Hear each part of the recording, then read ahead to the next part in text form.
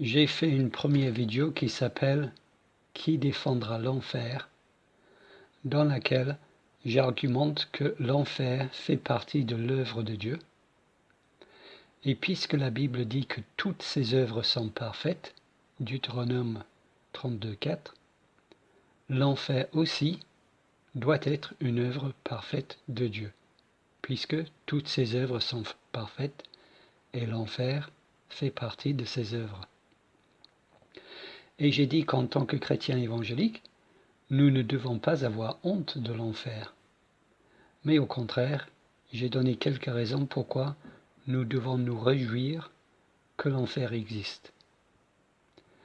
Je veux donner ici une autre raison pourquoi un chrétien, un vrai, qui croit la Bible et qui aime Dieu plus que tout, doit se réjouir que l'enfer existe.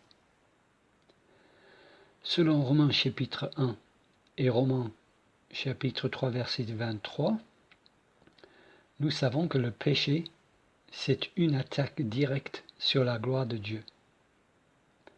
Le péché consiste à échanger la gloire de Dieu pour autre chose. Le péché consiste donc à mépriser la gloire de Dieu. Le péché consiste à bafouer la gloire de Dieu.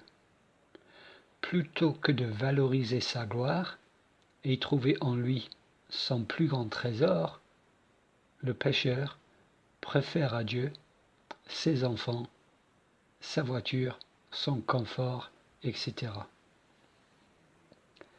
Mais Dieu est infiniment précieux, un trésor inestimable, et pourtant ses créatures lui préfèrent autre chose.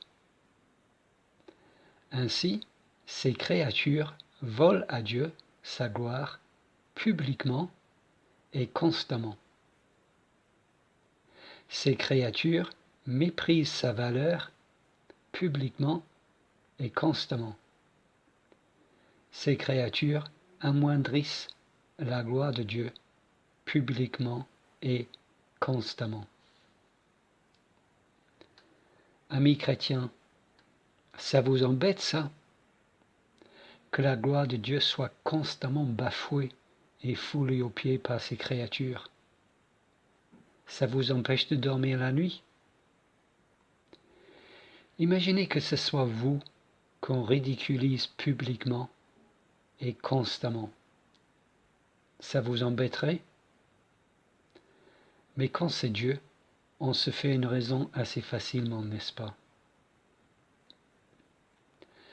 Mais pour Dieu, c'est un problème d'une gravité infinie. Dieu est infiniment offensé.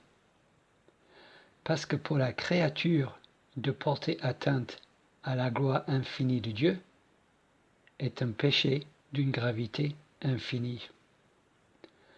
Car celui qui est offensé est d'une valeur infinie. Tuer un être humain est plus grave que de tuer une fourmi, car l'être humain a plus de valeur que la fourmi. Mais Dieu est d'une valeur infinie, une valeur infinie. Donc le mépriser est un péché d'une gravité infinie. L'enfer consiste donc à réparer l'injustice faite à la réputation, à la gloire de Dieu par l'homme. L'enfer consiste à réparer l'injustice faite à la réputation de Dieu par l'homme. L'enfer consiste à rétablir la justice. L'enfer sert donc à faire à l'homme ce qu'il a fait à Dieu pendant sa vie. Et comment Dieu rétablit-il la justice par l'enfer? En pratiquant sa justice parfaite sur le principe d'œil pour œil.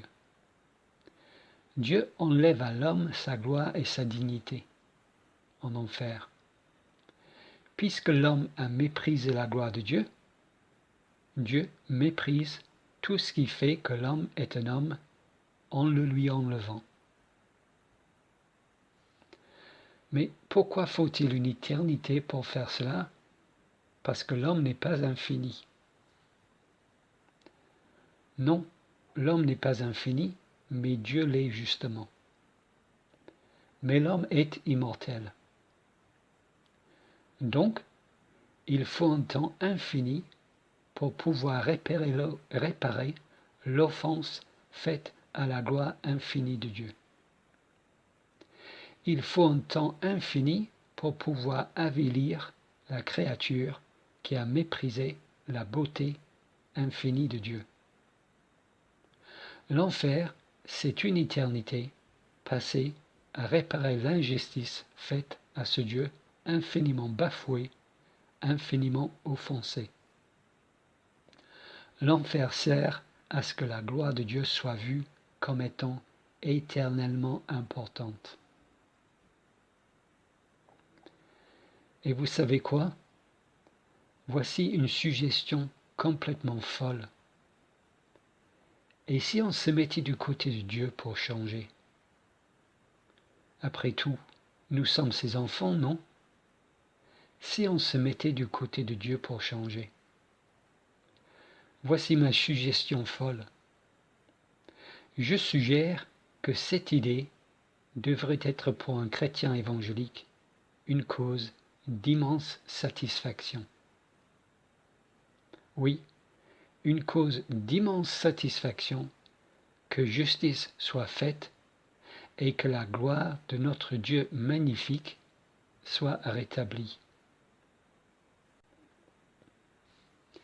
Et si ce n'est pas pour vous une cause d'immense satisfaction, je suggère aussi que c'est parce que vous n'aimez pas suffisamment votre Dieu et que vous ne chérissez pas assez la gloire de votre Dieu.